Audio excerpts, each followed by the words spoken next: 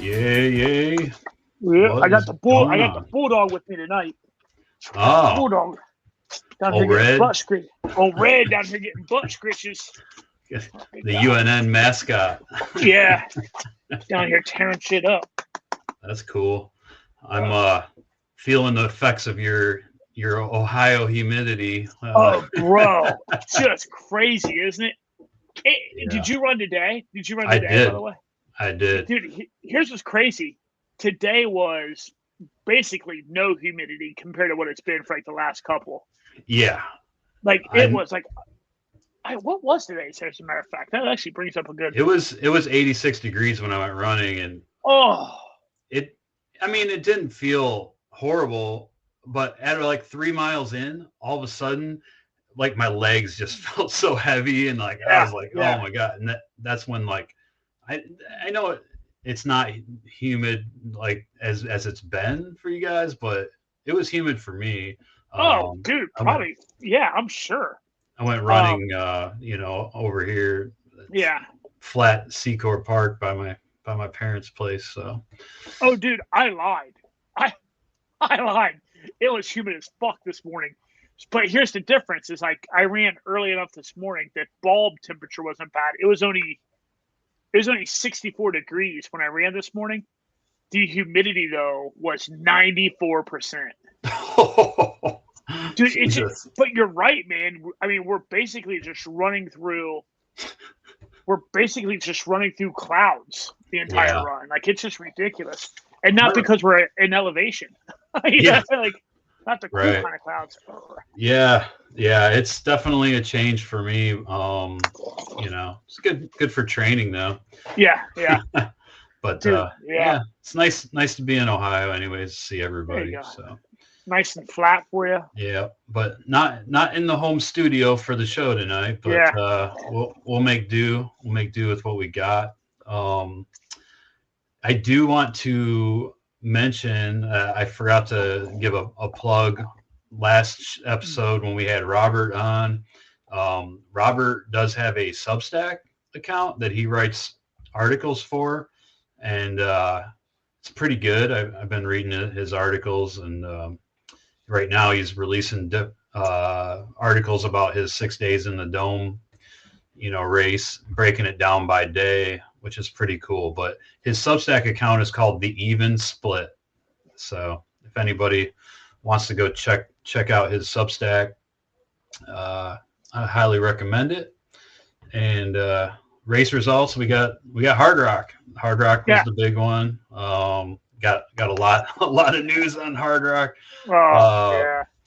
And then FKTs, we have, it seems like there's been this theme of Appalachian Trail FKTs lately, like different sections of it. Yeah. We have probably one of the most difficult sections of the whole thing. There was an FKT we'll talk about. News, we don't really have too much news. Well, I do want to talk about this guy made his own list of what he considers the top 10 hardest races. And I believe he has done them all. So we'll get into that. And also we have a heads up for listeners in Utah about a new law that started in May. That's pretty interesting. So you might want to, if you're in Utah, you might want to stick around to hear this. Yeah, I saw a video. It's a pretty wild video. It'd be so weird. Yeah, totally. And 3Ts, I just wanted to, in light of some events that happened at Hardrock, or a event in particular, want to just kind of talk about the importance of having gratitude in general. A lot of us have a tendency to fall in a rut or get down, and but when you really think about it, it's important to be thankful for what we can do and what others can't do. So with that being said, we do want to start the show by giving our condolences to the family and friends, and even the ultra running community as a whole for Elaine Stipula, who passed away during Hardrock on Saturday. She's from Novi, Michigan, which I'm surprised that I hadn't heard of her since when I lived in Michigan for 13 years. Novi is not that far away. I'm sure she trained on a lot of the same trails that I trained on and stuff. She's a very accomplished ultra runner. Oh, crazy! Yeah, Done over 100 ultras, Marathon des Sables, UTMB, Badwater. I mean, yeah, she's done all the hard ones. yeah. And then she was less than 7 miles into the race. She had an incident up on Gold Lake and Little Giant Trail, and she was like 12,300 feet above sea level. And they don't really have many details about exactly what happened, but they did attempt CPR, the course sweeps, or the sweep safety team. Yeah. For Hardrock did CPR, and then when the search and rescue team got there, they also tried to resuscitate her, but it was unsuccessful. So yeah, just not a great start to Hardrock. Hearing about that, it kind of put a damper on the situation, but the race did a good job of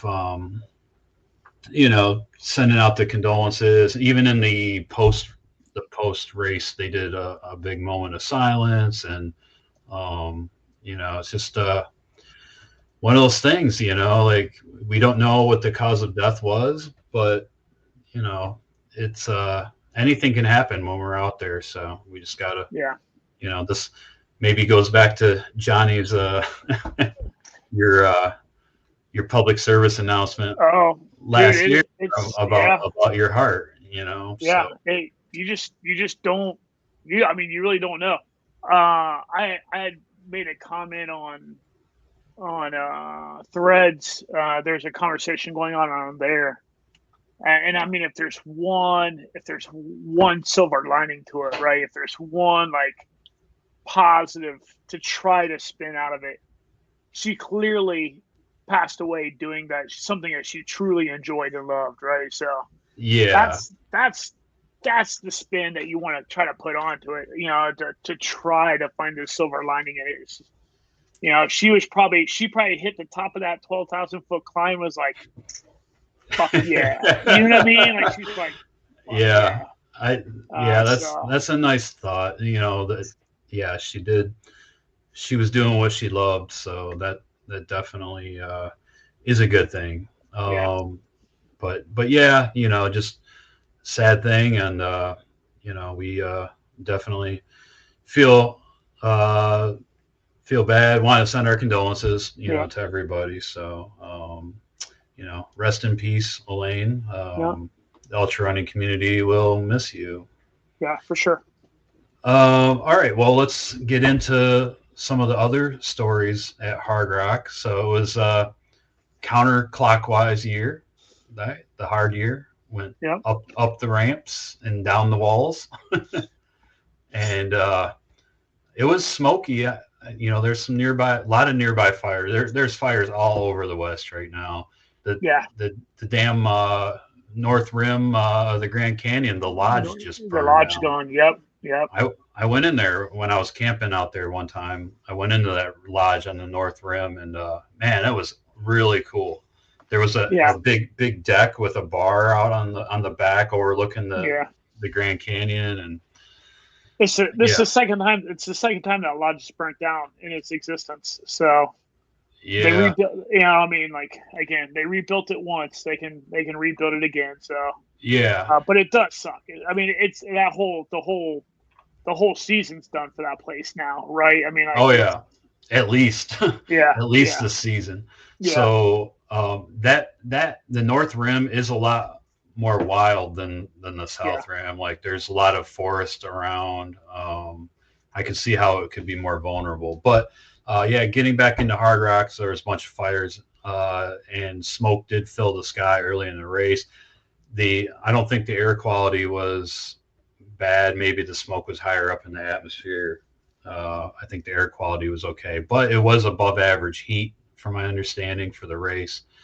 But that didn't slow Katie Scheid down. Golly days. Dude, like, it's funny because, like, I watched, like, there were 2 videos that I watched basically on repeat, like, over and over and over, and was just like, what the fuck? And one of them was watching her come in, like, watching her finish, and it was like, she is running faster at the end of Hardrock than I will run doing hill repeats. Like, I'm like, what in the flying fuck is going?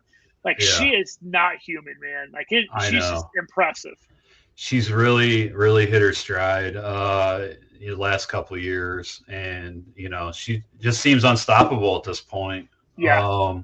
She beat Courtney DeWalter's record by 20 minutes. For that direction, though, right? Not for overall, not for both ways, correct? I believe it was for that direction, but I believe that is the overall. Is that the overall record? I think that's the overall course record. Yeah, Courtney never broke the 26-hour mark, so. Golly days. Yeah, so that's an overall course record. And she was 6th overall, first for the women, in a time of 25 hours and 50 minutes. So, she never lost the lead. She took the lead right away, never looked back. Like right out of the gate. Like, it's just like, yeah, right off the rip. Manon Board was the second place woman in 28:36, and Katharina Hartmuth in 32:39 for third. And in the men's race, Ludo showed up again, man. Dude, yeah.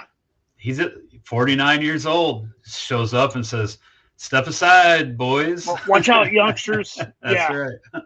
That's right.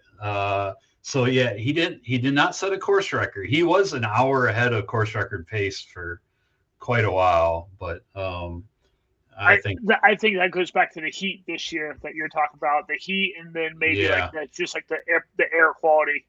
It's probably just like one of those like death by paper cuts where you're just like, I don't know why, I just feel tired. Like, I'm like, well, because you're breathing in smoke and bullshit, and it's hot as fuck. Yeah. Right. Both of those things. They can definitely take a toll on you. Yeah. But yeah, so he's back-to-back Hardrock finisher, or Hardrock winner, I should say. And he finished in 22 hours and 21 minutes.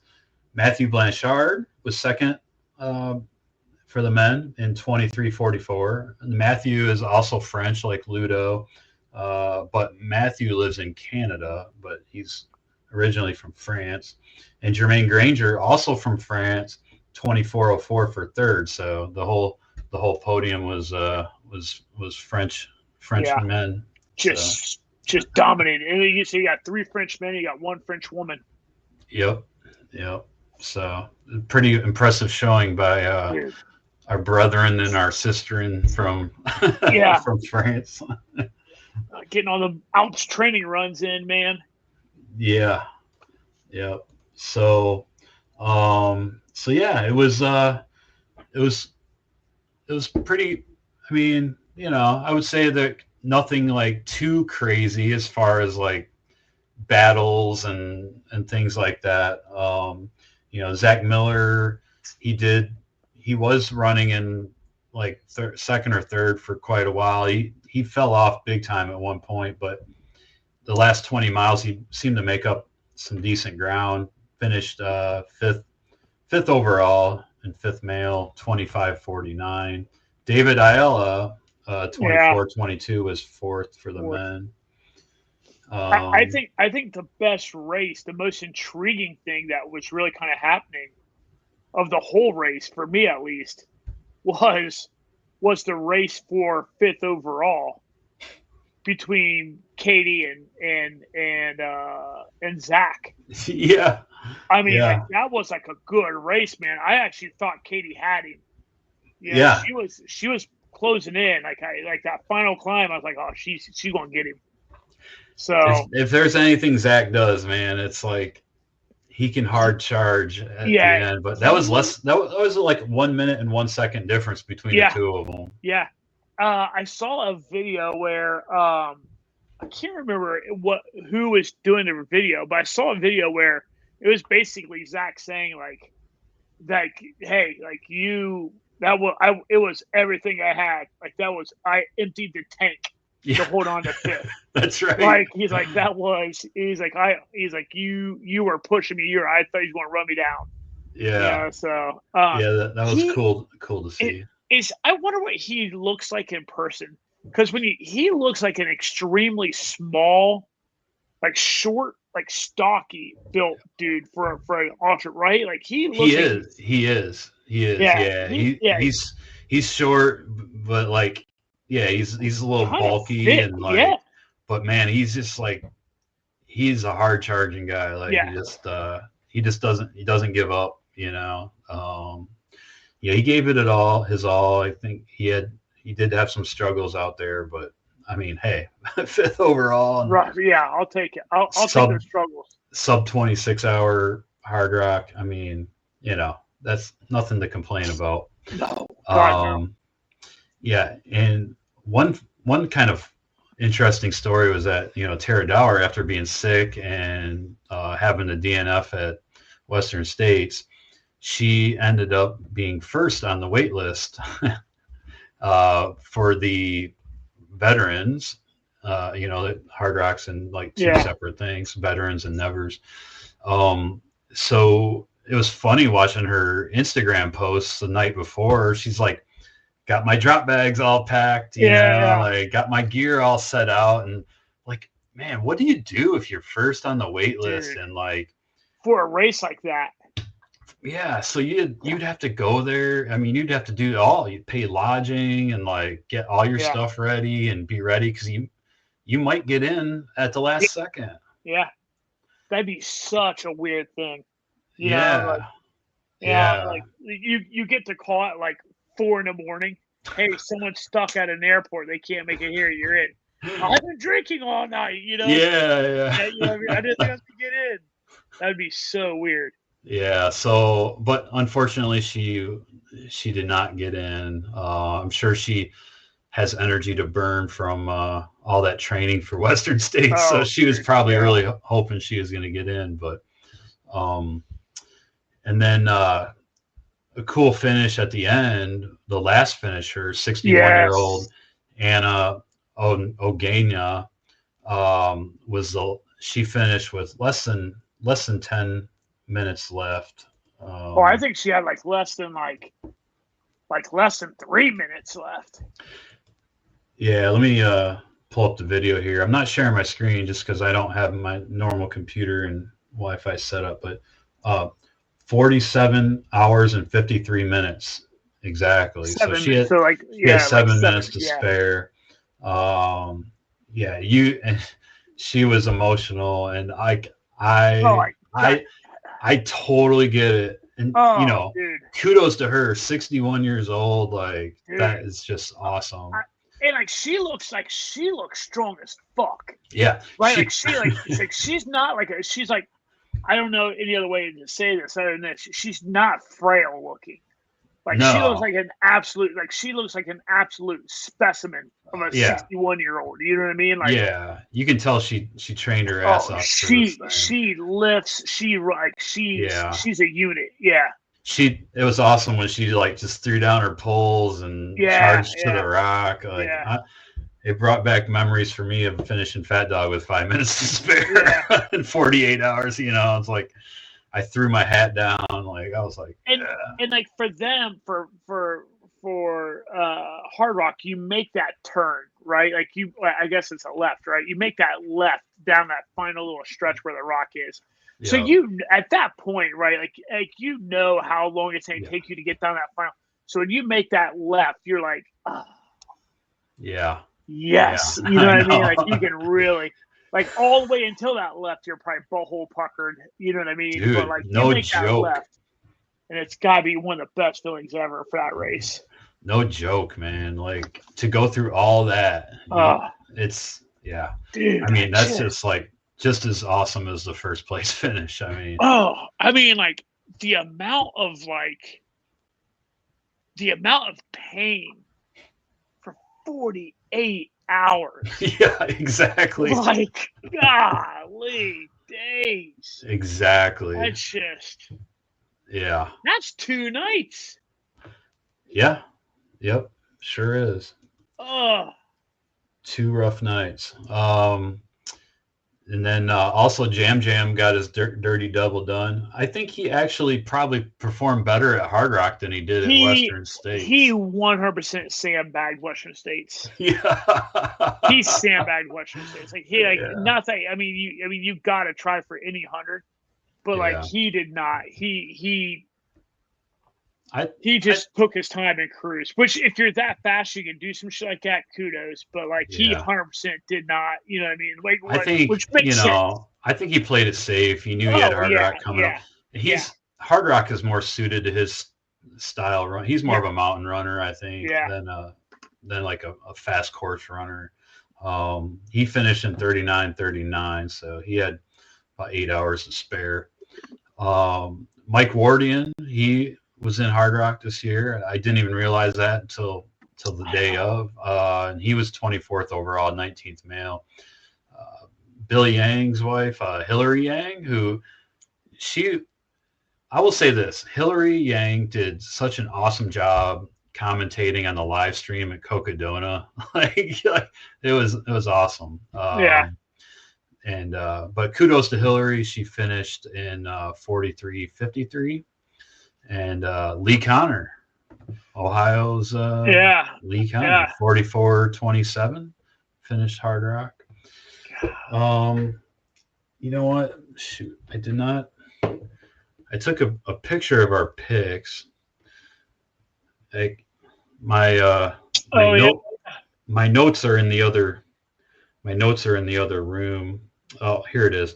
So Robert had Matthew Blanchard in first for the men, and Matthew got second, right? Yep. And then he had Zach Miller in second. Zach got fifth. And he had Ludo in third, and Ludo won. He had Kyle Curtin as his wild card, and Kyle got eighth, I believe. Yep, eighth men or male. Yeah, ninth overall. Yeah. And then he had Katharina Hartmuth in first for the women, and she ended up third. Third. Yep. And then Katie Scheid second. She got first. Eliza Lapierre. Eliza, Eliza was eighth overall for women. And he had Amber Weeble as his wild card, and she did pretty good. She got fourth, so he nailed that one. I had Zach Miller, first place male. He got what? Hey, real fast, why did he pick Amber? There was something. He had a reason he picked Amber. He knew something. I forget what it was now. I can't recall. But yeah, he had a reason to pick her. That's a good pick. She ran Western States. Something else or something. She did the double. She did. Yeah, that's pretty hard. I'm not really sure. You had Zach back. Yeah, you had Zach. He took fifth. Ludo got first. I had him in second. Matthew Blanchard got second. I had him in third. So I was close on those. Kyle Curtin was eighth. Yeah. I had Katie Scheid winning, and she did. Stephanie Case I had second, and Stephanie got fifth. I think I had Hartmuth in third, and she was third. So I hit first and third there. Yeah. I had Manon Bohard and as my wild card, and she ended up getting second. Yeah. Hey, you did pretty well in the women. Okay. Yeah. You had Ludo winning. Nice call. Most obvious thing ever. You had Matthew Blanchard in second. Nice call. Kyle Curtin did get 8th. You had him in 3rd, and Zach, you had his wild card, and he got 5th. So, but very nicely done. Yeah. You had Katie in 1st.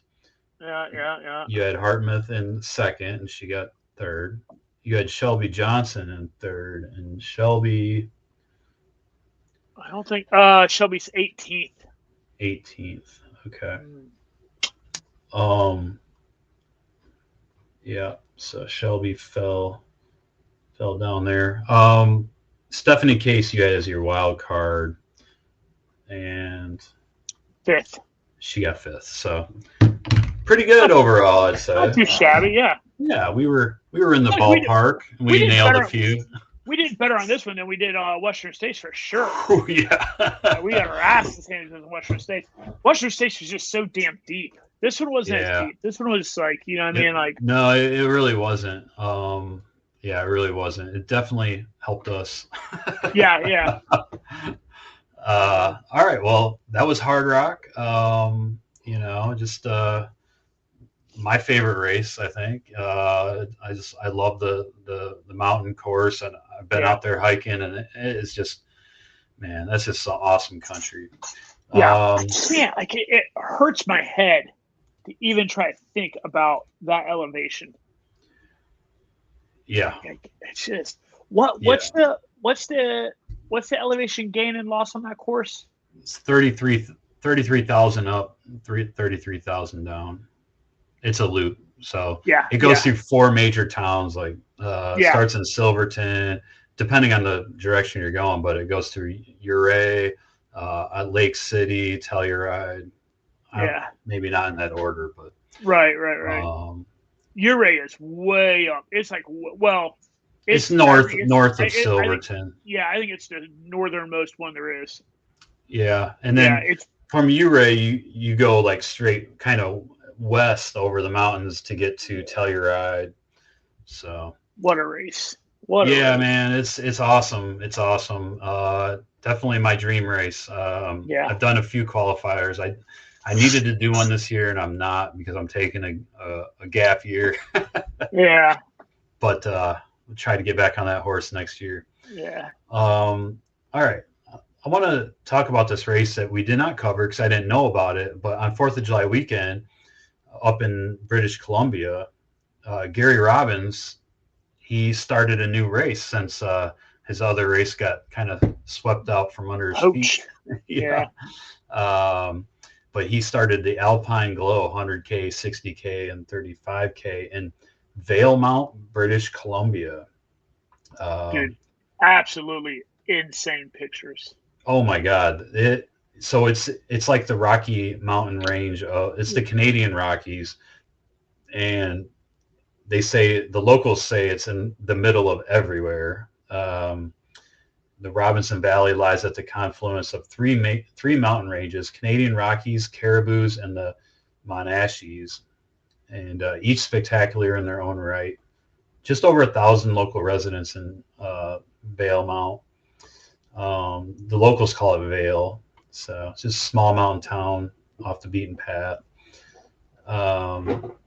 20 minutes from the highest peak in the Canadian Rockies, Mount Robinson, and which is up nearly 13,000 feet.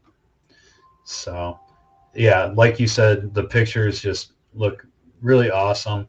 And this is no cupcake of a race, man. No, God, dude, the elevation, on the website for this race, Coast Mountain, right?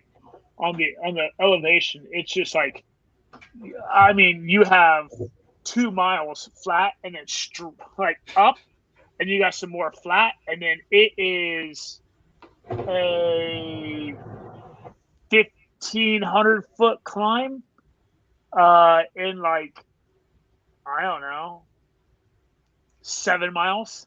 I mean, it's like just insane.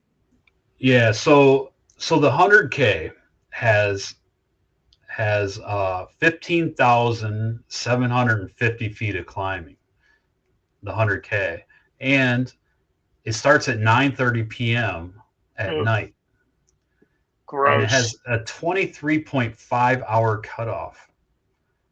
So you have until 9 p.m. the next night. to finish. That sounds tough as fuck. Dude, and like here's what's funny is I just realized I was looking at the 35. I was looking at the 35K elevation. Yeah, you got to click. You got to click on the. And so that big ass climb I was talking about, and I realized those are not miles; those are kilometers. So it's even worse. Yeah. Those are meters. Yeah, and those are so meters. 1,500 meters is You're doing that climb 3 times on that 100K. Yeah. Oh, dude. By the way, go to all the way to the top. That's right? almost 1,500 meters is almost 5,000 feet. Yeah. Go to the top of that webpage, right? Scroll down, and then there's the one that has like the alpine trees, right? Mm-hmm. And then there's another picture. It's like a woman's back, correct? Yep. And all right, zoom in past her on the trail. What the fuck is that on the trail past her? What is that? I don't know. Dude, it's either a horse or a fucking moose. I don't know. Huh. Interesting. Yeah. I don't think it's a horse. Legit think it's a moose. Is it a dog? First, that's a big motherfucking dog if that's a dog. Yeah. I guess it's like I saw that and that's funny that you noticed that. I didn't notice it. I mean, at first I thought it was just another runner with a pack, right? Yeah. And so I zoomed in and I'm like, oh wait, then I thought it's funny because I thought the person was doubled over. But then I realized no, you can see a third leg between the 2 back legs. Yeah. Like, wow. I don't know what that is, but it's huge, whatever it is. That's pretty funny. Damn, you're right about the climbs. Looking at that elevation profile, this race has 3 climbs. Yeah. Almost 16,000 feet in 3 climbs. And what's wild is there are no climbs. It's flat. You go up, down. You have a little bit. You have what? Dude, you have like 10 kilometers of reprieve. You have 10 kilometers of recovery, and then you hit a climb again. So you have three like 5,000 foot climbs, and like you said, it looks like at the most 7 kilometers. In between, yeah. It's just this is a diabolical race. So you're looking at like 1,000 feet a mile, basically. This has got to become a Hardrock qualifier. Well, it's only 100K. He needs to make a 100-miler. You don't think Hardrock would say, all right, like, hold up, wait a second. I don't know. Dude, this thing will take lunch money from some 100-milers in a heartbeat. Yeah. So the inaugural race did happen on 4th of July weekend. Let me pull that up. Let's see results. I'm just going to go over the 100K results. Yeah. Nico Lightbody won in 11 hours and 39 minutes. Shut the fuck up. There's no way that's 100K. No way. Yeah, sure is. Yep. If you look to the left, all the way up to the top, that's the results page. Yeah, 11 hours. And second place was Ida Shada for the men, 12:44. And third was Oscar Michalczyk from Squamish, 13:02. And guess who got first? Oh, I don't know if is this the same person? Brittany Peterson got first for the women, 13:38. I thought Brittany Peterson lived in Idaho, unless this is a different Brittany Peterson. Maybe she moved. 11. I mean, I don't know. Brittany's time at 13 hours. Yeah, 13:38. Let's see. Second place for the women was Nika Michalczyk, which Oscar and Nika have the same last name, and they're both from Squamish. She was second in 15:43, and then third for the women was Dawn Glover from Jasper. I think this race is like somewhat in the vicinity of Jasper. I can't remember what it said, 100 kilometers from Jasper or something, but she finished in 16:35. But there was quite a few people that did that 100K. So it's great. I'm really happy for Gary. I'm glad he seems super stoked about this. You know, after everything that he went through, I'm like super happy for him. The pictures just look amazing. Dude, my mind is just melting over the 3 climbs. I don't understand how you do that in 11 hours. I don't know. And then, oh, by the way, I don't know if you've clicked on and looked at some of the photos yet or not. Yeah, I've scrolled through them, but breaking news, it's not like this is uber runnable. Oh, no. It's super technical. There's a reason there's a 23.5 hour cutoff. Yeah. I mean, like, in your head, you're like, oh, I got to 23.5 hour cutoff because of the 3 fucking gargantuan climbs. Gargantuan. No. You got the 23-hour cutoff because you are not running shit in this race. Right. Yeah. This race is just insane. Yeah, it's a monster. It's a monster. And I believe Gary also posted something about it on Instagram. Yeah, you could tell he was super stoked about it, Alpine Glow. So definitely be a fun one to follow in the future. This is also one of those races, and I know we want to move on. We want to try to keep this one short. This is also one of those races that if I ever ran it, you could not force me to be in the dark by myself out there. Yeah. Like, I just like, no. Yeah. No. Because you are not the apex predator out there. Yeah. Like, you are not it. You are not it. Like, there is a cougar and or grizzly just out there waiting to rip your face off. You know what I mean? Like, yeah. No doubt, man. What an insane race. Or a grizzly. Yeah. That's crazy. All right. Well, all right. That's Alpine Glow. Gary Robbins' new race up in British Columbia. Dances with Dirt, Devil Lake was this weekend as well. Dances with Dirt is like a really cool event. They have one in Michigan, up kind of where Woodstock takes place. Oh yeah. Yep.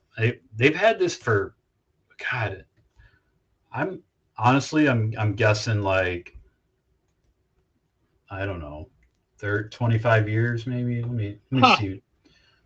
Since 2009. So, like 16 years. I volunteered at this race a few times, and so they have a relay. They have a 100K relay where people dress up in costumes, and there's like costume contest. The relay is crazy. This is I think I told you about it before. Like, I volunteered at a relay exchange, and people were cheating. They were taking off, and then they were saying, "I'm a cheating bastard," and I was like, why do they keep saying that? And like the whole like crowd and everybody's kept starting moving out further and further from the relay exchange point, and I'm just like, oh my God, I've lost complete control of this. And I am the worst volunteer ever. Yeah, exactly. And I was like screaming like, gotta step back, and nobody is listening. Yeah. And then it turns out that you're allowed to cheat as long as you scream, "I'm a cheating bastard," when you take off. That's hilarious. Yeah. So anyway, they have like best vehicle too, like for the relay. It's like people, do their vehicles up. Like these guys had they had a white van, like a shitty old van, and they spray painted free candy on it. Candy, like, of course. So funny. But anyway, they also have an ultra, right? They have a 50K and a 50 miler.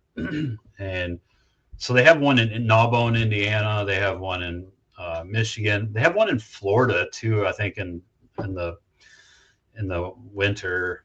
or early spring. But Devil's Lake is one of their bigger ones. And then the 50 miler this year, Devil's Lake in Wisconsin. Tony Jensen was first in 8 hours and 42 minutes for the men, and Holly Hirsch was first for the women in 9 hours and 42. And the 50K, Zell Johnston first, 4 hours and 51 for the men, and Katia Wanish 5 hours and 9 minutes. The other cool thing about Dancing with Dirt is some of it is on regular trails, but some of it is like through the woods, man. Like it's like the Hash House Harriers, they just mark course through like where you have to walk through a river and like through swamp and like just through the brush, off trail basically. So that's the other kind of cool thing about Dancing with Dirt. Also, this last weekend was Merrill's Mile, and Charlotte, our Southeast correspondent, reached out. I think we talked about this last year. She had mentioned it to us last year as well. But this is a 0.9951 mile loop. It's I know. Dick. Honestly, I don't think I could run it just for that reason, because my OCD does not compute. You just never have a mile. That's insane. Yeah. And then what's even worse is, like, in my mind, the more loops you did, the further you actually got away from being right. You know what I mean? Yeah, I get it, man. The first one you're at 0.99. The second one you're then at like 0.8 and change. You know what I mean? Or like 1.8 and change. And like you're just constantly falling further back. 2.7. I mean, like 1.98, 1.97. Like like you're just constantly like falling further away from being trued up. It'd be so annoying. I know. And it's on a paved loop, 12-foot wide paved loop with 10 feet of elevation gain. It's inside Camp Frank, which is a military camp, I believe. It's a certified USA track and field loop. Do you know this place? Yeah. Well, so yes and no. Yes and no. So Merrill is Merrill's Marauders. And like Merrill Marauders were formed in like what was it? Merrill was the name of a general. Merrill was General Merrill, and he was the leader or the founder of Merrill's Marauders. Okay. They were a unit that was designed to be like long range jungle warfare kind of stuff back in World War II. But like the reason they're relevant to me, the reason I know about them is because we had to learn, like, some of the tactics they used to use are like tactics that were like still kind of sort of used now in Ranger units and other spec op units. And because it's like a lot of like raid, hit and go kind of things, and like force recon kind of shit. And it's like that's where that comes from. And so that's, but what was weird is, like, if I recall correctly, all the Merrill shit that we did was down at Fort Benning. Like that's where we learned that tactics. That was down at Benning. But what's interesting, I saw this is up in Dahlonega, Georgia. Dahlonega, Georgia is where fucking Mountain Phase is of Ranger School, which is just a whole nother world of bullshit. So I don't know if Camp Frank, I will admit, to spend 20 plus years ago, and plus you're like sleep deprived and all that kind of shit. So I might not be remembering correctly, but where you stay for Mountain Phase, it might have been Camp Frank, and I just can't recall because I don't recall. It's actually Camp Frank D. Merrill. So. Oh, well, yeah, there you go. Well, okay, that makes sense. Frank is Frank Merrill then. Lieutenant, was he a lieutenant? No.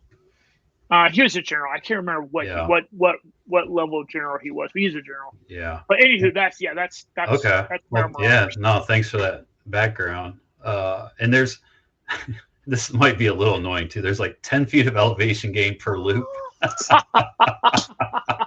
That is awesome. That's like it's like a fucking speed bump somewhere that you keep having to go over. Like what, you know what I mean? Oh, there's a speed bump. That's like the height of a basketball hoop. So. Yeah, man. Like it's just so annoying. It's like, oh look, there's like something you have to go over to get into the camp. Yeah, and maybe then, like a little bridge or something. Yeah, some bullshit. Yeah. I am really curious for this too. But they have 6-hour event, 12-hour, 24-hour, 48-hour is the main event. Runners change direction every 6 hours, kind of like the dome. The dome. So Joe Fegis actually had the 48-hour record in 2018 of 190 miles, 190.1184 miles. But this year, Harrison Moore broke the 48-hour record at this event and did 203 miles. So he 203.0004. So he beat it by like almost 13 miles. And yeah, just pull this up here. Charlotte was out there, by the way, costume chick, dressed up like Uncle Sam, and she kicked ass. She got fifth place for the women. But first place for the women was Heather Radosti out of Toledo, Ohio. Oh no shit. Yeah, and she's 48, so like pretty much our age. Like I'm surprised I haven't heard of her. Yeah. But she got first for the females, for the women, in 122 miles in the 48-hour. Yeah, so that was Merrill's mile. All right, let's jump in. We do have an FKT to talk about. The 100 miles of wilderness in Maine. So this is that section that John Kelly was facing right before he had to end his FKT attempt this summer. They say it's probably the most remote 100-mile section on the AT. It's 96.5 miles actually, with 18,416 feet of climb. It's the longest section of the AT with no services. It does cross just a few Forest Service roads or something, but it's pretty rugged. And honestly, like, I don't know really if it's possible to even see your crew on this section, but so this is the 100 miles of wilderness, and it's in Maine. And Maya Buckingham, she did set the female supported FKT on this route. So they did give her support somehow. It's got to be somehow meeting them on those fire break roads that you're talking about, right? Like it's got to be. But I mean, she did it in little over 24 hours. Yep, 1 day, 5 hours. So 29 hours. Yep. So she did it under 30 hours. She beat the old FKT by 12 and a half hours. So another AT section FKT. What's weird is back to what you're talking about, Lil. If you zoom in and like you just follow this trail along, it's really hard to imagine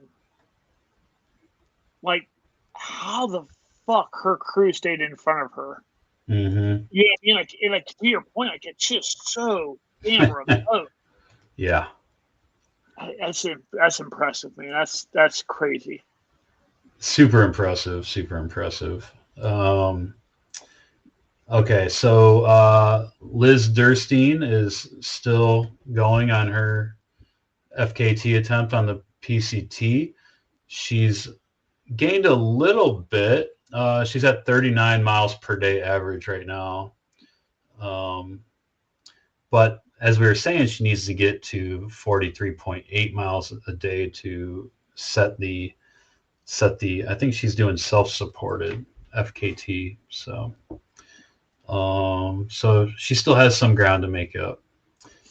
All right, getting into the news. One thing that I don't that we weren't aware of when we recorded the last week's show, but going back to Badwater, Death Valley, the oldest finisher ever finished Badwater 135, and he was 80 years old. Dude, I'm sure you've watched the videos, right? Yeah, of him crossing the finish line. Just have you seen the ones before the finish line? I don't believe I have. Dude, there's ones where he's so spent, he's bear crawling. Oh yeah, okay. Like there's videos of him bear crawling. There's some where he's like sitting, like I think there's one where he's like sitting down and like kind of scooching. Like it's great. Like that dude, it took everything out of his ass to get him across. But like the bear crawling one, it's just nuts. And like there's like a person there's like, that's okay. You can do this. This counts. You're moving forward. Just keep. You're fine. You're allowed to do this. And it's like no shit. Like I'm like, dude, this motherfucker's bear crawling up this mountain. I'm like, I just another level. Total badass. Yeah. I mean, aspirations, right? Like yeah. I mean, when I'm 80, I'd be happy just if I could do like a 25K or something. Oh, right? Yeah. But he's out there killing it, man. Bob Becker. So pretty cool. Also, we wanted to talk about this guy on Instagram. Running with Simon is his Instagram handle. He's done a lot of tough ultras, and he put out his list of Simon's top 10 toughest ultras. So there was only one on here that was like kind of a surprise to me. I guarantee you and I are on the same page of what one we're like, really? Guarantee it. I already know that you and I are on the same page with one. So number one, hardest ultra, Barkley Marathon. I don't think anybody's arguing that. Yeah. Yep. Correct. Tour de Jean, second. That's hard to argue, man. That is like a super technical 200 and whatever, 250. I think a 250 mile race. I'm not sure, but it's super technical. There's so much climbing in that race. Maybe it's a little over 200 miles, but it's like 80,000 feet of climbing. I mean, it's a monster. Uray 100, I know, has 40,000 feet of climbing. It's got to be on there. Yeah, that's got to be on there. It's third. Yep. It's actually over Hardrock, so Hardrock is fourth. I think that's right. I actually think that's right. Yeah, I mean, if you're looking at sheer climbing, they're both at altitude. Yeah. I don't think Uray goes up to a 14,000 foot peak, but that doesn't matter. Even if they get up to like 13,000 feet peaks, it's still a lot more climb. It's still like 7,000 more feet of climbing. Diagonal de Fou is fifth, and honestly, I thought that maybe could have been higher. That race just looks crazy hard. That's in the Grand Raid Island, way out there in the middle of nowhere. And it's a French-owned island.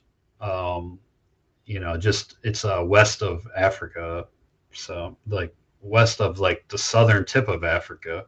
Yeah. But it's just crazy technical and steep.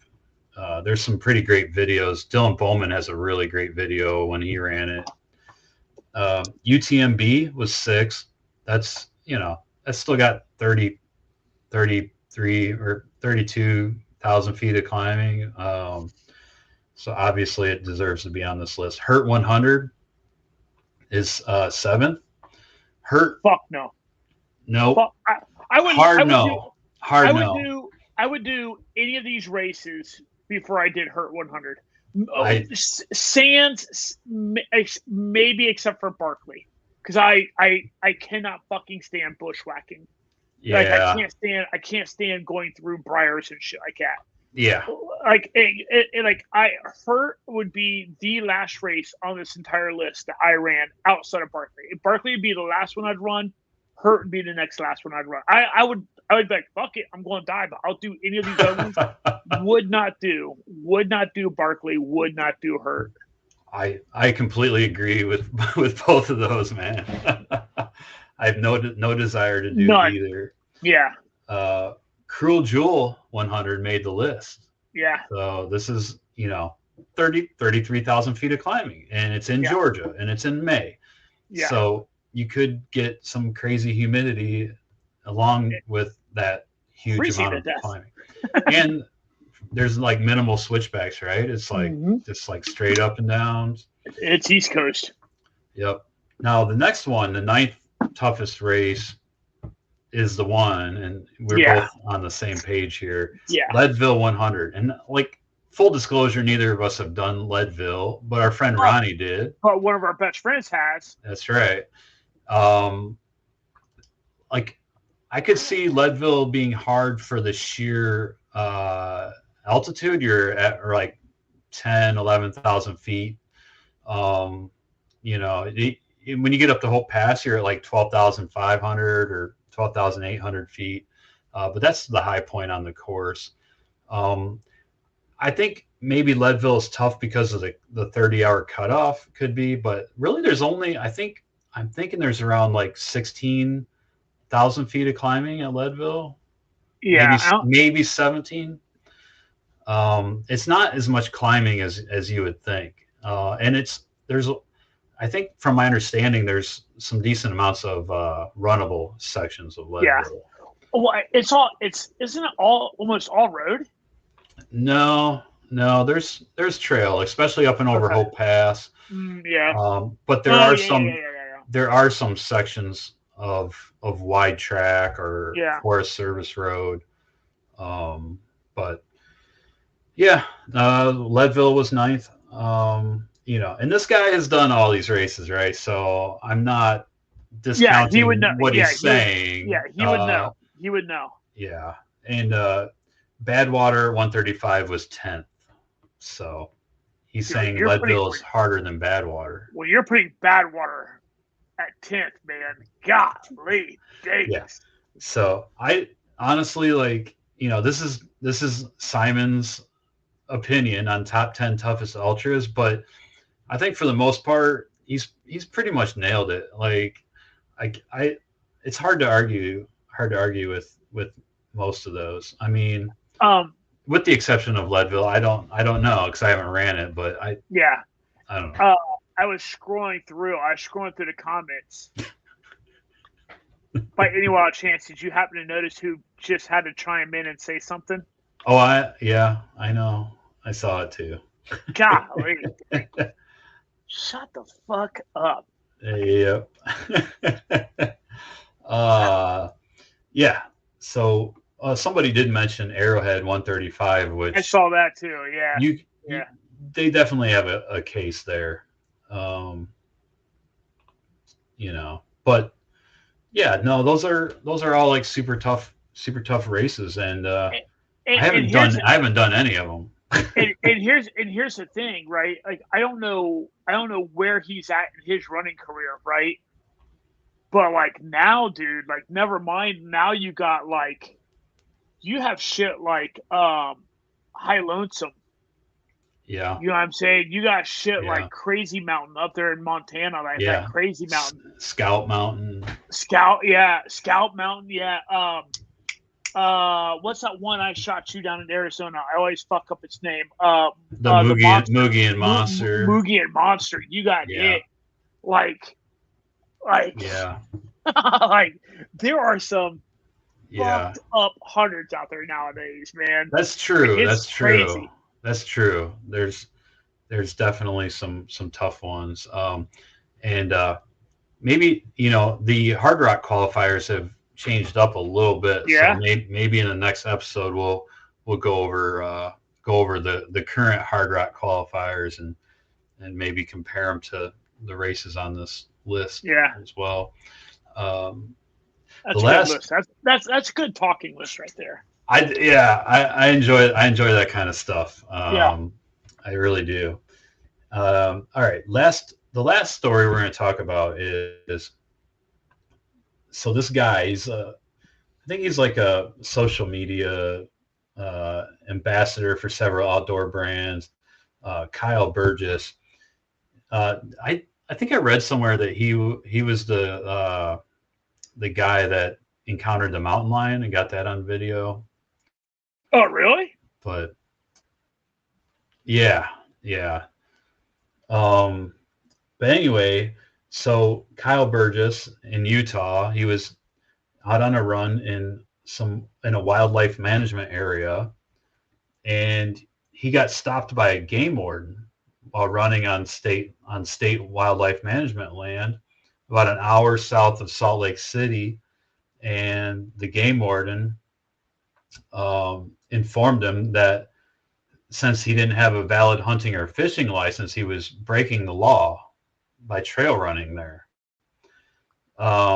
So apparently, there was a new state law that took effect May 7th that requires anybody over the age of 18 to have a valid hunting or fishing license just to access the wildlife management areas in Utah's four most populated counties: Davis, Salt Lake, and Utah and Weber. Those four counties are located along the Wasatch Front, which is a mountain range, and roughly 80% of the state's population lives in those four counties. So, these wildlife management areas are, I'm assuming, heavily used for recreation besides hunting and fishing. Yeah. And I can understand the need to have revenue for those areas, right? We should all be pitching in to help out public areas like that. But I was asking myself, why wouldn't they just have like a recreation pass or a general recreation pass? Why would you need a hunting or a fishing license in order to just be there? Yeah. Yeah. It does. It feels really weird, right? Like it's funny because like every time I think about something like this, it kind of makes me chuckle because we're gonna reference him a second time in like a 5-minute window. It makes me think about our boy Ronnie, who's a vegan, but still goes fishing and sends little fishies on space trips. You know what I mean? Like kind of vegan fishes. You know what I mean? Like he's like, you know what I mean? I mean, he catches and releases, and it's funny to think about. But he's like, imagine. It's so funny because he's like, imagine when they go back in the water, the stories they get to tell their friends. Like, you know what I mean? Like, but it is funny. It's like, what happens if you are vegan or you know, what I mean, like, or for whatever reason, anti-hunting, anti-fishing, but you still enjoy going out there. But it does go to like wildlife management and conservation in general. Yeah. Yep.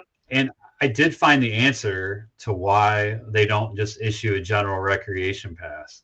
So the reason is, of course, it's money.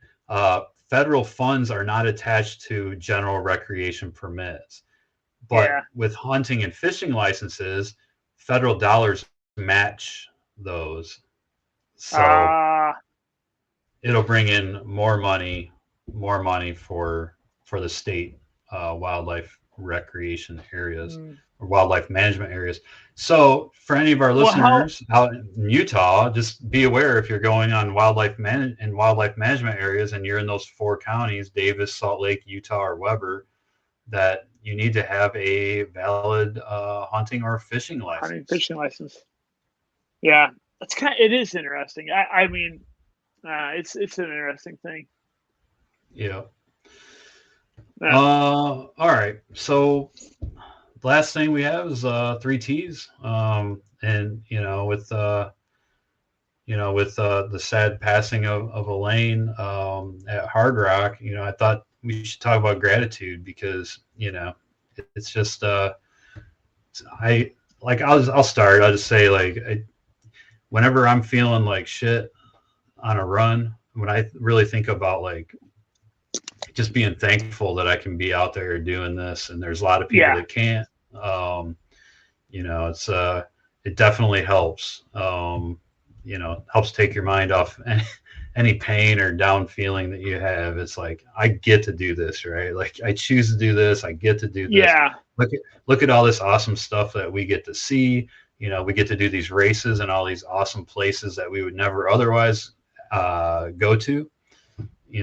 So I just think it's important to remember that, in the overall scheme of things, and don't be an asshole to the land. Like, don't litter. If you do see trash and it's not super gross, yeah, pick that shit up. Get yourself some trail karma. Yep. Yeah. So it is funny. It's the gratitude one's a good one because, like, my wife and I were just talking about this, like, just I don't know, probably about a week ago, of like, you don't have to go for the run, you get to go for the run, right? Yep. And then this is also really interesting how it all kind of begins to come together because, like, again, on Threads, one of the things that's feels like it's kind of trending right now is like, and let's normalize bump, and let's do away with the stigma of and bump. And one of the things I've seen on the running side of Threads is let's denormalize. Let's get rid of the talk of I only went on a 4-mile run, or I only went, you know what I mean? And like, yeah, it's funny because I even caught myself doing it today on accident, right? Like I was talking to one of my folks, and I made a comment, or maybe this was yesterday, but I just made a comment like, oh yeah, I just had I think I made a comment to the effect of like an easy 4. I just made a comment like, yeah, I need to get up and do an easy 4. And the person's like, the fuck?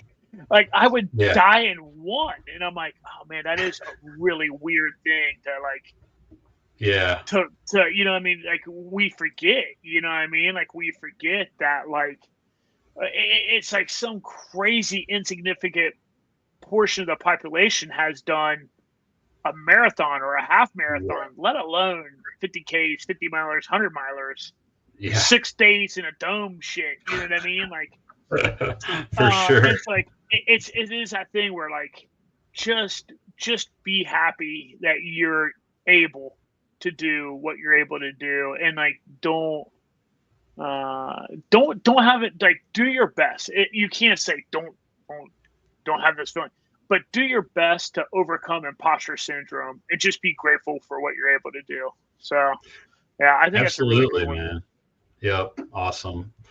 All right, well, I think we're gonna wrap it up, and just a little announcement or housekeeping.